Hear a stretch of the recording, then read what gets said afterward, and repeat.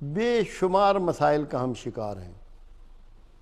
میں پیچھے مڑ کے دیکھتا ہوں، 1964 تک جا کے دیکھتا ہوں، غور کرتا ہوں، مجھے یہ سب چیزیں پیچھے نظر نہیں آ رہی۔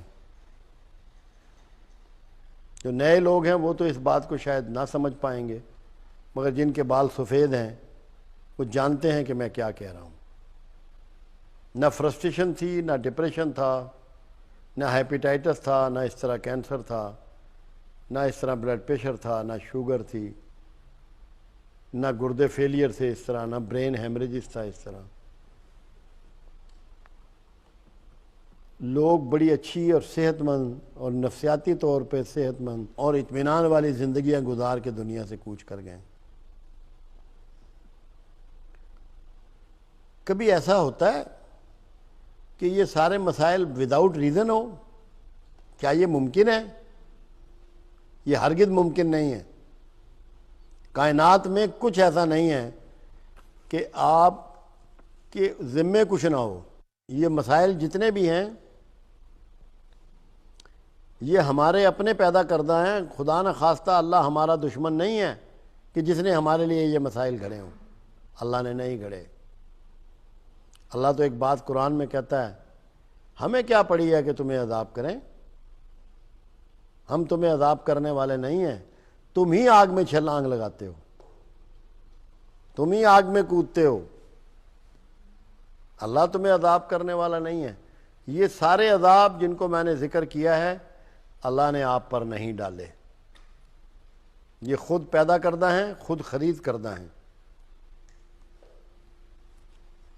کچھ اس میں دین سے متعلق باتیں ہیں، ڈھکی چھپی بات نہیں ہے۔ اللہ قرآن میں کہتا ہے کہ میں سود کو نابود کرتا ہوں۔ پھر دوسری چیز، آپ اگر اپنے ملک میں سچا تلاش کرنے کی کوشش کریں تو کیا کسی شعبہ زندگی میں سچا مل جائے گا؟ کہیں اویلیبل ہے؟ محسوس کرتے ہیں؟ جانتے ہیں کسی سچے کو؟ قرآن میں اللہ کہتا ہے میں جھوٹ کو نابود کرتا ہوں، اور خود رسول اللہ صلی اللہ علیہ وسلم فتح مکہ پر اپنے عصا مبارک سے بتوں کو گرا رہے تھے، اور زبان مبارک پہ کیا تھا؟ حق آ گیا اور باطل مٹ گیا، اور باطل ہے ہی مٹنے کے لیے۔ باطل کس کو کہتے ہیں؟ جھوٹ کو، بطل، جھوٹ، بطل، باطل۔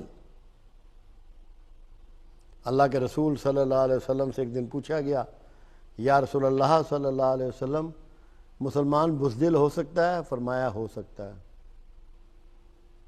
مسلمان بخیل ہو سکتا ہے؟ فرمایا ہو سکتا ہے۔ مسلمان جھوٹا ہو سکتا ہے؟ فرمایا ہرگز نہیں۔ تو جو جھوٹا ہے کیا وہ مسلمان ہے؟ کیا وہ اسلام پر ہے؟ جتنی نفسیاتی بیماریاں ہیں، جتنی ذہنی بیماریاں ہیں، عدم اطمینان کی ہیں، مایوسی کی ہیں، فرسٹریشن کی ہیں، انگزائٹی کی ہیں، ان کا تعلق ان دو شعبوں سے ہے کہ ہم نے سود کو بھی پکڑا ہوا ہے اور جھوٹ کو بھی پکڑا ہوا ہے۔ آپ جو مرضی جتن کر لیں، جب تک آپ سود اور جھوٹ کو نہیں چھوڑیں گے اور پیچھے سچائی کی طرف نہیں پلٹیں گے، اپنے آپ کو ریورس گیئر نہیں لگائیں گے، آپ کی انگزائٹی اور ڈپریشن اور فرسٹریشن اور مایوسیاں اور بددلی کبھی بھی ختم نہیں ہوگی۔ دو چیزیں آپ کو ہر حال میں چھوڑنی ہوں گی۔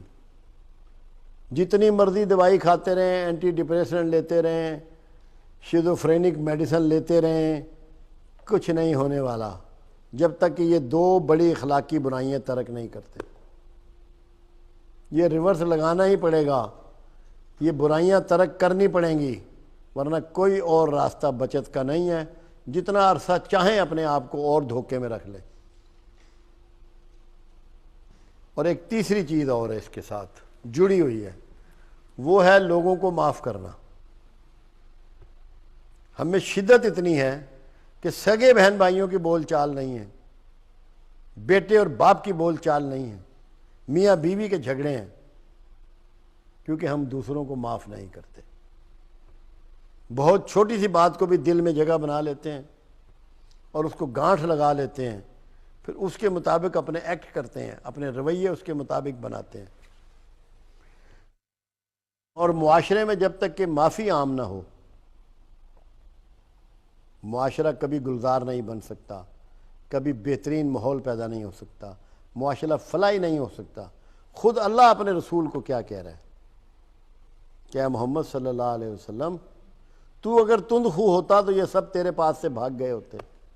تو ان کے لیے رؤوف و رحیم ہے، اپنے ساتھیوں کے لیے تو ان کے لیے رؤوف و رحیم ہے۔ ان سے مشورے کیا کر، ان کی غلطیوں کو معاف کیا کر، اور مجھ سے بھی ان کے لیے معافی مانگا کر تاکہ میں انہیں بخش دوں۔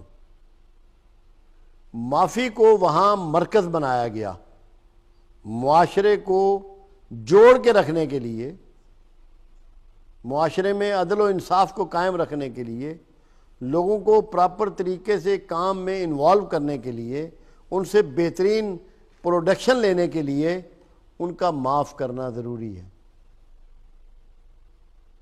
اللہ اگر آدم علیہ السلام کو معاف نہ کرتا تو 1,24,000 پیغمبر تھوڑی بھیجتا۔ معافی کی ابتدا خود پروردگار عالم نے کی۔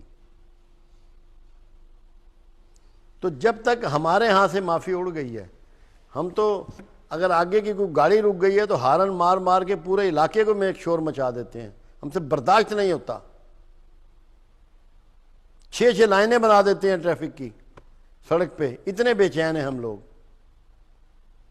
یہ بھی سب معافی میں آتا ہے۔ ذرا سی کسی سے بھول ہو جائے، ذرا سی غلطی ہو جائے، وہ کہتے ہیں اس کی گردن اڑا دو، مار دو اس کو۔ شدت پیدا ہو گئی ہے۔ تو جب تک ہم معافی کو اڈاپٹ نہیں کریں گے اور معاف کرنے کی ٹریننگ نہیں ہوگی اور معاف کرنا نہیں سیکھیں گے تو کیا ہمارا معاشرہ گلزار بن جائے گا؟ کیا اس میں وہ رونقیں آ جائیں گی جو پہلے ہوا کرتی تھی؟ محلوں میں لوگ اکٹھے بیٹھا کرتے تھے، اب گھروں میں نہیں بیٹھتے۔ جو لوگ گاؤں کے رہنے والے ہیں وہ جانتے ہیں کہ ہر گاؤں میں جو پیپل یا بورڈ ہوتا تھا اس کے نیچے محفلیں جمع کرتی تھیں، موڑے ہوتے تھے، چارپائیاں پڑی ہوتی تھی، حقے پڑے ہوتے تھے، پانی کے گھڑے پڑے ہوتے تھے، باتیں کر رہے ہوتے تھے لوگ موسیقی بات کر رہے ہوتے تھے، لوگ فنکاروں کی بات کرتے تھے، وہ ایک دوسرے کو معاف کرتے تھے۔ تو جب تک ہم نے جھوٹ نہ چھوڑا، سود سے جان نہ چھڑائی اور معافی کو شعار نہ بنایا، ہم کامیاب نہیں ہوں گے۔ ہماری ذلت بڑھتی چلی جائے گی، خواری بڑھتی چلی جائے گی، فرسٹریشن بڑھتی چلی جائے گی، بیماریاں بڑھتی چلی جائیں گی۔ جس طرح گاڑی میں ریورس گیئر ہوتا ہے، آگے کوئی کھڈا آ جائے، کوئی نالا آ جائے، کوئی پانی آ جائے، کوئی پہاڑ آ جائے، کوئی اور گاڑی کھڑی ہو، کسی بھی حادثے سے ریورس گیئر اس کو بچاتا ہے، وہ پیچھے پلٹ آتی ہے گاڑی۔ اللہ نے انسان کو بھی یہ اہلیت دی ہے کہ وہ پیچھے پلٹنے کی اہلیت رکھتا ہے۔ جو چیزیں اس نے اڈاپٹ کی ہوتی ہیں ان کو چھوڑ سکتا ہے، ان کو ترک کر سکتا ہے، اس لیے کوئی مشکل نہیں ہے۔ پرانی عادات کو چھوڑنا، جو عادات اس نے بگاڑ سے پیدا کر لی ہوں، انسان کے لیے کوئی بھی مشکل نہیں ہے۔ جب چاہے اپنی عادات کو پیچھے موڑ سکتا ہے۔ ایسا ہے یا نہیں ہے؟ اگر حادثاتی طور پہ کسی کے حالات بدل جاتے ہیں اور وہ اس سے پہلے بڑی خوشحال زندگی گزار رہا ہوتا ہے، تو جب بدحال زندگی میں آتا ہے تو کیا اپنے معاملات چلا نہیں لیتا؟ یہ جو ریورس گیئر ہے یہ پازیٹیوٹی ہے، یہ مثبت طریقے سے آپ کو پیچھے پلٹنا ہے، مثبت طریقے سے۔